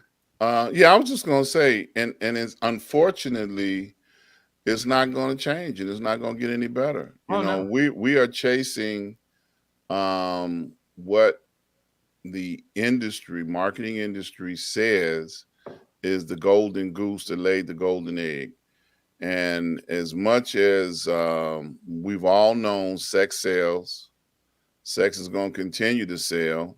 And violence. And violence, and now it's socially acceptable in everybody's household, no matter what network they're watching, whether it's cable or, regular broadcasting, the free stuff, if there's such a thing, it's all over the place. And it's going to continue to go that way. But then you got to remember, and I'm going to really get deep on y'all. Marketing in America is based on American principles. Marketing in other countries are based on their principles. Case in point, if you were to look at marketing in, say, the continent of Africa, where it's socially acceptable and normal to walk around with less clothes on, then they would be wondering what's the big deal, in their mindset, because it's socially acceptable in that country. And when we go places where it's less socially acceptable, then it's a big deal. So you have to look at what region of the world that you're in, and understand what's okay for them to do. I can remember when they banned cigarettes advertisers in the United States. Remember that one? Yeah. They made a big deal out of it. So, no more television commercials. The Marlboro man and gave enough people cancer. He done killed a whole bunch of people. You need to go over there and get Putin money. And then, man, they came after. Oh, they came after them companies. The tobacco companies hard. Okay. Didn't they bar alcohol advertising as well? No, that was self-regulated. Was it? Yeah, because they didn't want the advertising community coming after them and doing the same thing that the cigarette companies did. Yeah, but they still out there. I mean, the Guinness commercials. Well, it's come back. Yeah. It's come back, right? But for the longest time, they didn't do it. But it was voluntary. Yeah. I think they self-regulated the hard liquor because beer commercials ain't never right. The beer commercials, right? It was the hard liquor. It was the hard. It was the hard stuff. Yeah. Cigarettes and hard stuff. Yeah. So and that's the other thing. I mean, when you think about what the commercials are, I mean, it's not that they're in bad taste. Lee, we were talking about the penis that was crooked. It's called Peyronie's. I didn't even know anything. There was a thing called a Peyronie's disease, which gives you a crooked penis. I don't even know how you get it. But once again, there are obviously that there are men. I got my critical theory on it, but I'll keep that to myself. Yeah, that sounds like a critical penis theory on that one. Right. Yeah. I'll keep that one to myself. That's why your mama used to catch you doing something and hit your hand with that ruler. Boy, stop that. What are you doing? Yeah, don't hit that, mama. No, don't accidentally hit the wrong thing. Mom, stop, wait a minute, hold on now. No. All right, before y'all get too crazy here, let me just ask one question. Since my group, The Temptations, what group has come out since then that you would say, damn, they're as good as The Temptations? You were alluding to like Sonic Soul or something? Boys to Men. Bruno Mars. Who you talking No, about? you know what?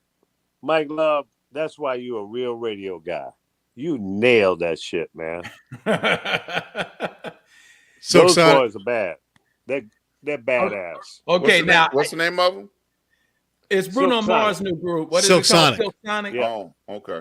They're badass. So what's the they just released a record that Confunction did. Yeah, I heard that the other day for the first time. And so that's the only reason I know. I mean, it just somebody, you must have paid somebody because they turned me onto that today. I wouldn't have known. I'd have been like, I don't know what you talking about. Well, Love's Train. Love's Train. That's it. Yeah, boom. Yeah, that's it. Yeah, Love's Train. But that one, Smoking Out the Window, that's bad. Let's go. I haven't heard that one. What? Yes, you have. I have. You had to. You've heard it. Okay, Had maybe to. I Yeah, didn't. it's on every station. Yeah. Oh yeah. But you know, the thing of it is, they do. I'm gonna tell you something. I like Bruno Mars, but just like let's go back to Love's Train. Okay, so Ben Burnside and I were talking about it because he was the one that turned me on to it. This was just today. Okay, so I played both. Hey, Marshall, I played What's up, both. Marshall? And okay, so in the beginning, right when it starts, there's a synthesizer that plays on Confunctions, and on the Bruno Mars version, they play a rhythm section of horns. Because if they had put that synthesizer on there, it probably would have been like infringement or something. But it was I called it New Soul. That's what Silk Sonic sounds like to me. Say that 3 times. That's what Silk Sonic sounds like to me. And I'm kind of surprised they haven't had a lot of copycat groups come along try to imitate. You know, it probably will, because anytime a new trend happens in music, there's always going to be, you know, another Michael Jackson, another Prince, or another, you know. Well, that's who he was comparing Bruno Mars to. I said no, hell to the no. Who would you compare him to? He was talking to Bruno Mars. Who? Ben Burnside. Oh, was comparing who? Bruno Mars to Michael Jackson. No. They're two different categories altogether. Yeah, no. I mean, Bruno. I like Bruno. I like Bruno Sonic too, but he ain't Michael Jackson. No. There'll never be another. I'm about to say nobody's like Michael Jackson. No, not he at was all. he was unique. He was in a category of his own. A lot of people try to, you know, put him and Prince and, you know, pin them against each other. You can't do that. no. They're two different artists, completely. That era of artistry Mm-hmm. was so unique that it cannot be duplicated. Not at all. There will never be another Four Tops. There will never be another Diana Ross and the Supremes, Martha and the Vandellas, the Temptations, the Shy-Lights, Marshall's group. Marshall Thompson, right? Yeah, Right. It did. Those were time and place. Yeah, I mean, you during the time when the Temps, the Dramatics, Four Tops, Stylistics, The Dale, Stylistics, the Dale. The Delphonics, the Dells, all of them were in that same era. Mhm. And the Dells probably went back further than all the rest. Yeah, But they were all unique and different, right. and they had their own sound. It might have been a 4-part or 3-part or 5-part harmony in some of those groups, but they were different though. Right. Yep. I mean, I was listening to some Dell's music the other day. Yep. And it was an incredible flashback. And every time I hear "Old Girl" from the Shy Lights, oh my God, they can put you in a place. Yeah. I mean, there's nothing to compare that. No. And I know Marshall is in the room right now. Marshall, I mean, man, the stuff that you guys did was just phenomenal. Yeah. Lights out. Lights out. I was in top 40 radio when the Shy Lights had those 2 big records back to back. Yeah. They crossed over so fast it made my head swim. Yeah. Hey Lee, I don't know why Apollo. I'm not sure where he's putting these posts, but they're showing up on my phone. He said you look like you was in, he said you look like you was in the radio hospice program. only Apollo could come up with that. Yeah. I've seen his messages pop up on my screen as well. I did, because they're that but they went away too fast. I couldn't read them because I was paying attention to what you guys. Your image is gone, Lee. Yeah, and what about Stevie Wonder? I mean, you talking about the genius of a blind kid. I used to ask, like, as I got older, I was like, Stevie Wonder ain't blind. That's a trick. It's no that dude is a genius. Yeah, I mean, You know, I was watching a documentary on the Dells, man, and they mentioned when they started out, their goal, their target as a group was to be a jazz group. That's all they wanted to be, was a jazz group. And they sang background for, Dinah Washington, and got fired from more people than the law would allow. Yeah, they go back to the mid-50s, right? Because I think their first big record was in 55 or 56. Yeah. It was, man.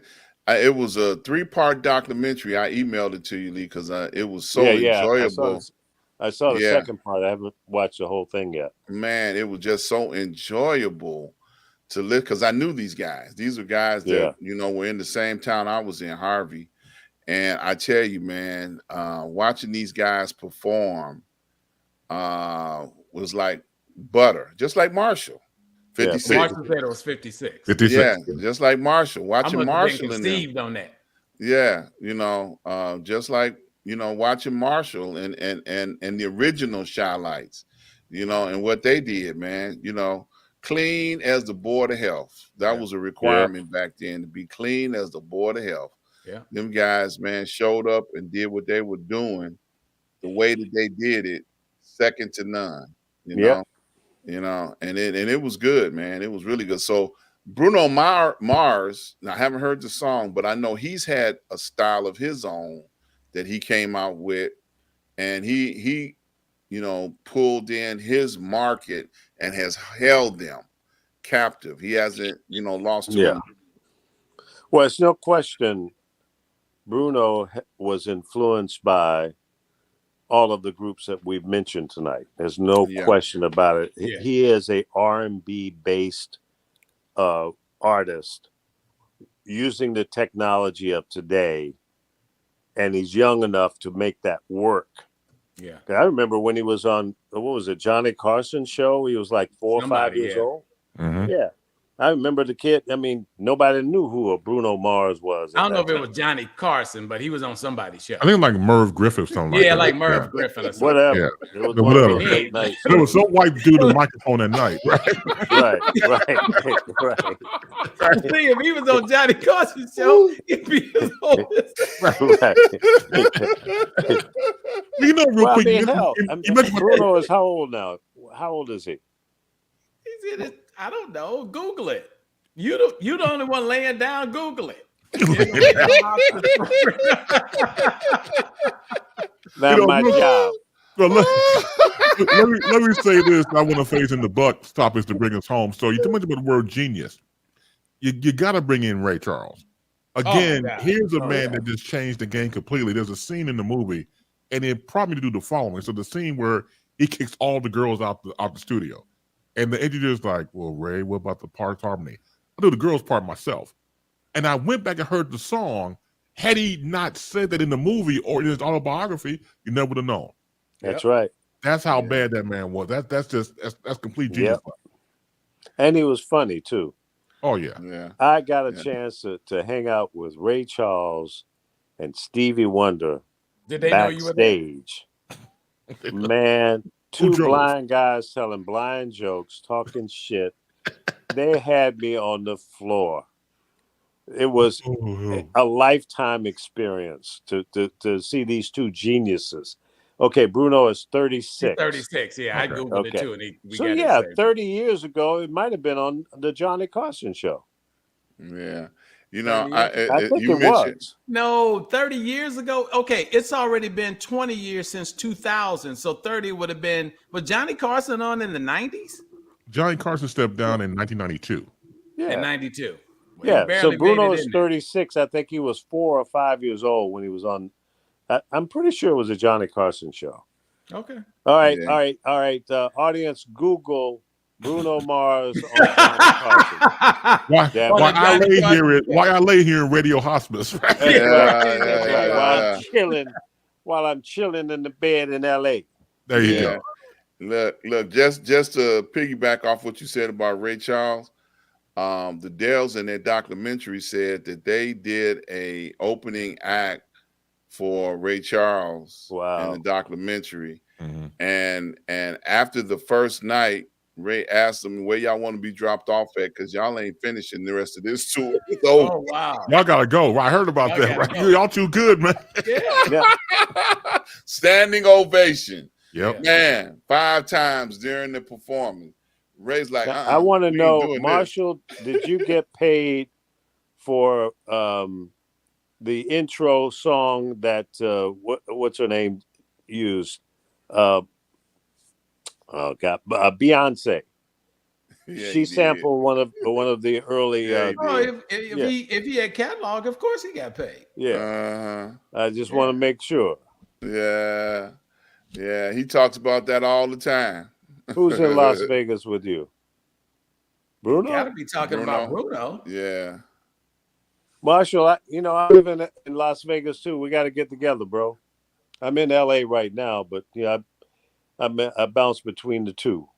Yeah, you better be careful, man, because in that position you could get Peronis. Lee. In this position? Yeah. You said in this position? Yeah, in that position. Where? How am I going to get? I'm in here by myself. Ain't nobody. Well, we only see one of your hands. We only see one of your hands right now. So, okay. Well, do I need to lead you on to anything else? Well, my phone is holding. It's got one hand, and my other hand is just like loose. Okay.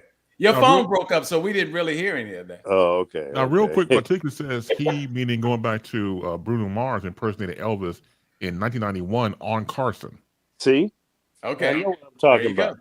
Yeah. See, I watch Carson every night. I thought that guy had it was a kind of a dry sense of humor, but he was quick with it, And I learned a lot from him. I learned the art of 1, 2, and 3. Mm-hmm. The beginning, the body, and the close. The setup, the ABC. Wow. There you go. Yeah. That's nice. I mean, he was a master at it. Yeah, he was. He owned it. He owned it. Yeah. Absolutely. Marshall says, I live in Las Vegas now. Yeah, no. I heard that.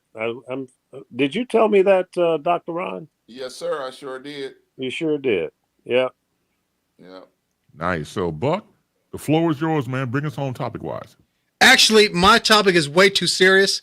We've lightened it up so much, and it's late, and I'm kind of tired. So maybe I can get it in next week, which is cool. No. All right, Lee, go ahead. No. Come on, man. No, seriously. It's were you talking about Ukraine? Were you talking about? No. It was something else. Yeah. It was something else, but I can wait till next week. It's cool. Well, give us a tease for next week. Give us a tease for next week, then. Give us a tease for next week. Yeah. Okay. Give us a tease for next week times 3. Set it up. Yeah. So give us the one. So a friend of mine sent me a video. Bless you.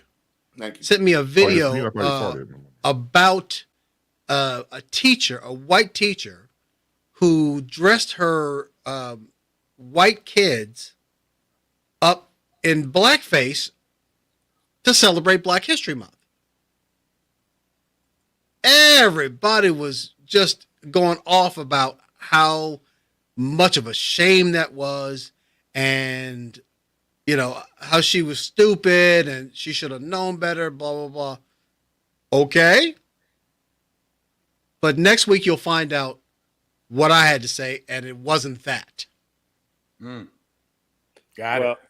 I have one question. Is she still employed? I don't remember. I think they might have suspended her or whatever, but I had something completely different to say. All right, cool. So Yeah, we'll have that for next week. Sorry on that. Hopefully I can get it in. Yeah. Well, real quick, simply getting ready. We got about 5 minutes left in the program.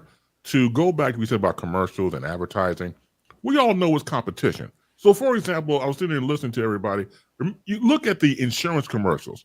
Okay, so I got a silly ass person like Flo, and the other advertiser, and she was like, "I'll get a silly ass too."